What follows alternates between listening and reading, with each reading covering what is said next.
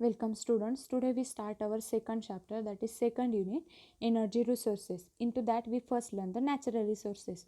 There are total 6 natural resources. First one is a forest resources, water resources, mineral resources, food resources, energy resources and the land resources. Okay. Now first one is a forest resources. Forests are the one of the most natural resources on this earth. It is a dense growth of trees together with other plants covering a large area of a land. आता त्यांनी काय सांगितले, forest हा काय natural resources, जमिनीवरती सगळ्यात महत्त्वाचा resource म्हणजे कोणता येतो, forest resources. Okay. It is a dense growth of a trees together with other plants covering a large area of a land.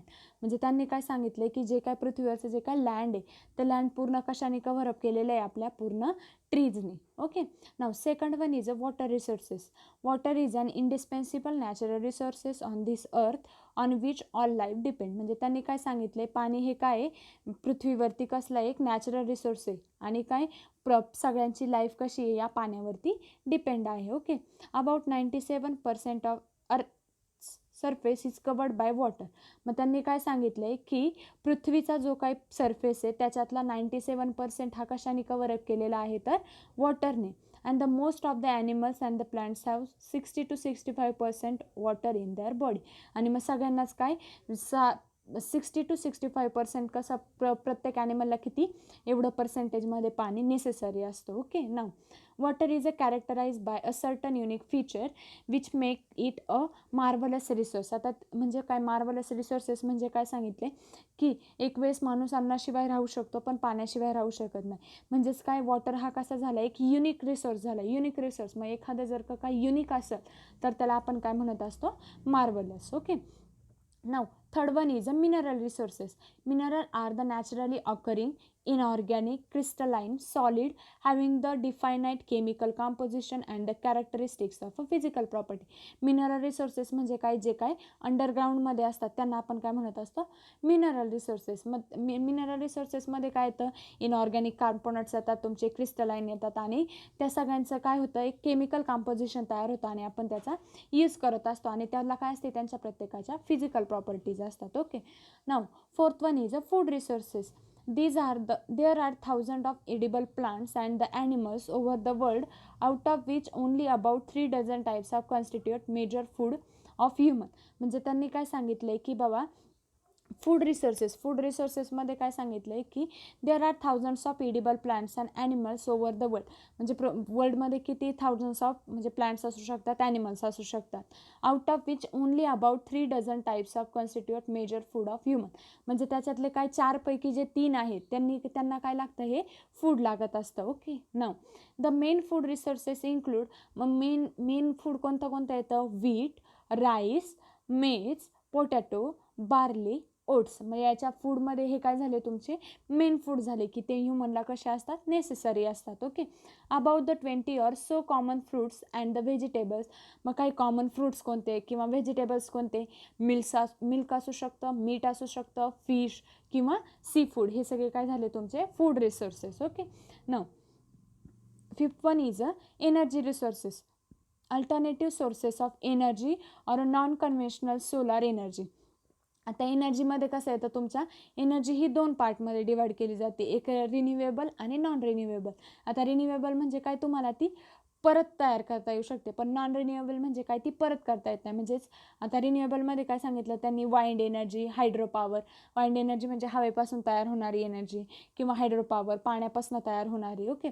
आता नॉन रिन्युएबलमध्ये काय सांगितलं, conventional energy sources, coal, petroleum, natural gas, nuclear energy. आता non रिन्युएबलमध्ये काय सांगितलं, petrol सांगितले, natural gases सांगितलेत किंवा न्यूक्लिअर एनर्जी. आता हे ज्या पेट्रोलच्या वगैरे खाणी असतात त्या जर का एकदा संपल्या तर त्या काय होतात, पूर्णपणे संपून जातात. त्या रिन्यू करता येतात का, नाही. Okay. And sixth one is a soil or a land resources. Land is a finite and valuable resource upon which we depend our food. आता त्यांनी काय सांगितलं, लँड हा कसा आहे, व्हॅल्युएबल रिसोर्स आहे, ज्याच्यावरती काय आपलं जे अन्न आहे ते कसं असतं, डिपेंड असतं. our food, fiber and fuel wood, the basic amenities of life. Soil is the valuable resource. म्हणजे त्यांनी काय सांगितलं की बाबा याच्यावरती आपलं अन्न असतं, फायबर किंवा फ्युएल वूड किंवा बेसिक ॲम्युनिटीज आहेत आपल्या, त्या सगळ्या कशा आहेत ह्या सॉईलवरती. म्हणजे काय, आपण रोपटं लावतो, कशात लावतो, सॉईलमध्ये लावतो. मग जर का ते रोपट्याला काय लागतं जगण्यासाठी, काय लागतं, सॉईल. मग सॉईल इज हे काय झालं, मेन रिसोर्सेस झाला. ओके, व्हॅल्युएबल रिसोर्स झाला. Okay, these are the natural resources. Now second point is a depletion of soil resources. Into that depletion म्हणजे मी मागं सांगितलं होतं ओझोन लेअरचं झालं होतं, डिप्लेशन ऑफ ओझोन लेअर. आता सॉईल रिसोर्सेस म्हणजे सॉईल रिसोर्सेस कसे कमी होतात ते. Depletion of soil resource is one of the big problem human civilisation is facing in almost all continents. म्हणजे त्यांनी काय सांगितलंय, जर का सॉईलचं डिप्लेशन झालं, सॉईल रिसोर्सचं डिप्लेशन झालं, तर तो काय असू शकतो, एक बिग प्रॉब्लेम असू शकतो ह्युमनला फेस करण्यासाठी. Okay, soil is the basic stuff required to stuff food chain as plants are the first procedure which grow in a soil. Soil is the basic stuff required to start the food chain. म्हणजे त्यांनी काय सांगितलंय, food आपल्याला जर का फूडची chain तयार करायचं असेल, म्हणजे एखादं जर का फूड तयार करायचं असेल, तर बेसिक काय लागणार आहे, त्याला सॉईल लागणार आहे. Okay, as plants are the first procedure which grow in a soil. म्हणजे प्लांटची पहिली प्रोसिजर काय असते, त्याची मुळं जर का सॉईलमध्ये मुरली तरच ते झाड जगू शकतं. जर का ते सॉईलमध्ये मिक्स नाही झालं तर ते जगू शकतं का, नाही. Soil erosion, soil compaction, low organic matter किंवा loss of soil structure, poor internal drainage, salination and the soil acidity are the various forms of soil degradation. म्हणजे सॉईल डिग्रेडेशन म्हणजे सॉईलमध्ये हे सॉईलचं जे काय डिग्रेडेशन होतं, म्हणजे आपण म्हणतो ना विघटन, सॉईलचं विघटन कसं होतं, तर काय सॉईल इरोजन झालं, म्हणजे नाही का सुपीकता, जमिनीची सुपीकता म्हणा, किंवा सॉईलचं कम्पॅक्टेशन झालं, किंवा लो ऑर्गॅनिक मॅटर जर का सॉईलमध्ये कमी झाले त्याच्यामुळं पण सॉईलचं डिग्रेडेशन होऊ शकतं, किंवा सॉईलचं स्ट्रक्चरसुद्धा बिघडू शकतं. अजून काय, पुअर इंटरनल ड्रेनेज किंवा सलायनेशन अँड द सॉईल ॲसिडिटी म्हणजे त्याचा जर का pH कमी वगैरे झाला तर सॉईल काय होतं, जास्त प्रमाणात ॲसिडिक होऊ शकतं. हे सगळं काय झाले, हे सगळे फॉर्म्स आहेत कशाचे, सॉईल डिग्रेडेशनचे. Okay, among these soil erosion is a major one. मग ह्या सगळ्यांमध्ये सगळ्यात मोठा प्रॉब्लेम कोणता असू शकतो, सॉईल इरोजन म्हणजे जमिनीची नासुपीक नाही का आपण म्हणत ते वालं. Okay, now soil erosion is a naturally occurring process on all the land. म्हणजे हे जे काय सॉईल इरोजन आहे हे पूर्ण याच्यामध्येच होत असतं अर्थवरती. Okay, the agent of soil erosion are water and वाईट. मग मेन कशामुळे होत असतं, तर वॉटर आणि हवेमुळे, वाईंडमुळे हे सगळं सॉईल इरोजन होत असतं. each contributing a significant amount of fertile soil loss each year from the agriculture field at an alarming rate causing the serious loss of topsoil. म्हणजे मग त्यांनी हे सांगितलं, जर का सॉईलचं इरोजन जास्त प्रमाणात झालं तर तुम्हाला ॲग्रिकल्चर फील्डमध्ये पण काय होऊ शकतो, प्रॉब्लेम येऊ शकतो. ओके, ना the loss of soil from the farmland may be reflected in a reduced crop production potential, lower surface water quality and the damaged drainage networks. म्हणजे मग त्यांनी काय सांगितले, जर का सॉईलचं इरोजन झालं तर तुम्हाला काय काय होऊ शकतं, तुमचं क्रॉप प्रोडक्शन रिड्यूस होऊ शकतं, म्हणजे नाही का पीक कमी निघू शकतं. लोअर सरफेस वॉटर क्वालिटी म्हणजे जर का जी काय तुम्हाला क्वालिटी भेटणार आहे तुमच्या मालाची ती पण क्वालिटी भेटणार नाही. किंवा डॅमेज ड्रेनेज नेटवर्क म्हणजे तुमचं जे काय आहे जमिनीशी जे काय तुमच्या पिकाचं वगैरे जे काय त्यांचं नातं ते पण पूर्ण डॅमेज होऊ शकतं. ओके, मग आता ह्या डिप्लेशन ऑफ सॉईल रिसर्चचे काही कॉजेस आहेत, म्हणजे का होतं, त्याचे काय इफेक्ट आहे, काय होतं आणि सोल्युशन, मग त्याच्यावरती आपण काय केलं पाहिजे. आता causes of soil depletion, deforestation of a huge level. याचं काय होतं, डिफॉरेस्टेशन होतं खूप प्रमाणात. Okay, a dense vegetation cover the prevent of loss of top soil from the rain and वाईट. मग तुमचं याच्यामुळे काय होऊ शकतं, जास्त प्रमाणात पाऊस वगैरे झाला आणि किंवा जास्त प्रमाणात हवा वगैरे आली तर काय होऊ शकतं, तुमची जमीन काय होऊ शकते, पूर्णपणे म्हणजे पूर्णपणे आपण काय म्हणतो, पूर्णपणे तुमचे सॉईल अशी मेंटेन नाही राहणार, सॉईलचे जे काय तिला जे काही पाहिजे ते व्यवस्थित राहणार नाही. विंड म्हणजे कसं, हवेने तुमच्या याच्यावरती कचरा वगैरे येणार, हे ते जास्त प्रमाणात हवेने पण तुमच्या सॉईलला इफेक्ट होऊ शकतो. अजून काय, overgrazing causes loss of topsoil.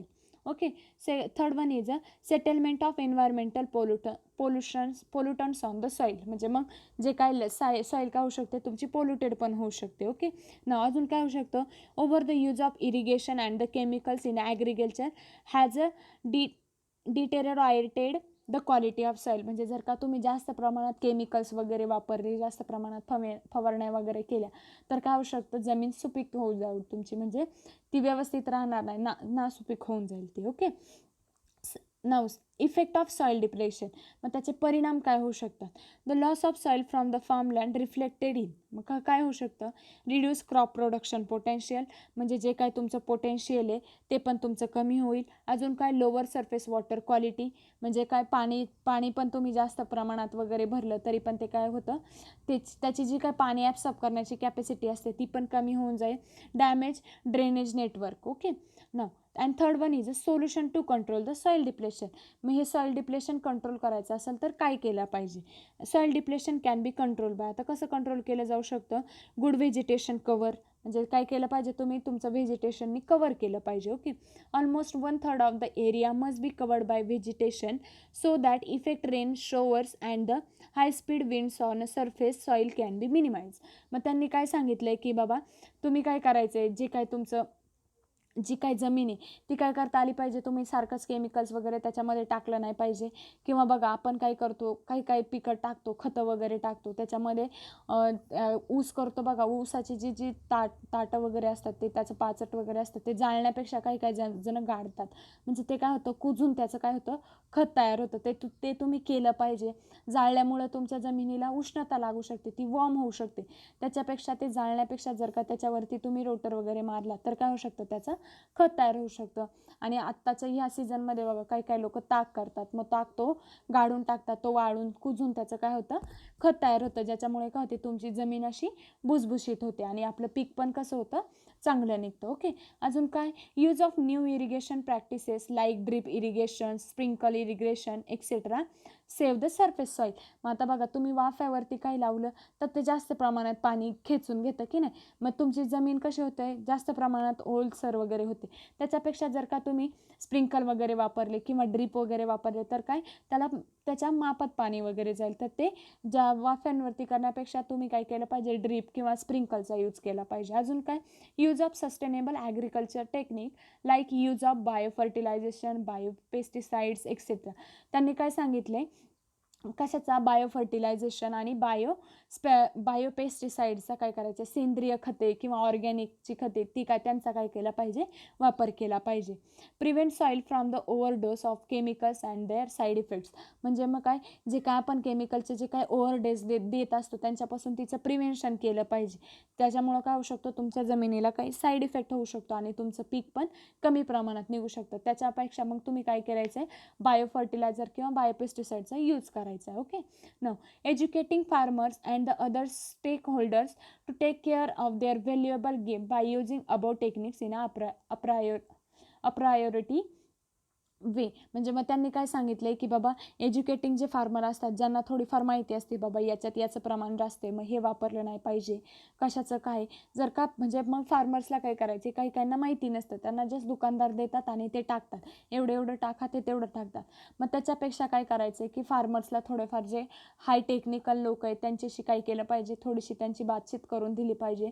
फार्मर्सला थोडंफार नॉलेज दिलं पाहिजे की बाबा शेतीत काय कसं आहे, शेतीचं सॉईलचं चेकअप केलं पाहिजे, जेणेकरून काय शेतीत त्या सॉईलमध्ये काय कमी आहे ते सगळं आपण फाइंड आउट करू शकतो आणि त्याच्यावरती ऑर्गॅनिकचे मटेरियल वापरून त्याचा आपण सॉईल काय करू शकतो, आपली सॉईलचं जे काय डिप्लेशन आहे ते कंट्रोल करू शकतो. Okay, now depletion of water resources we will learn in a next video. Okay, write down up to 10 to 12 MCQ on this topic. Okay, and if you have any query then ask me.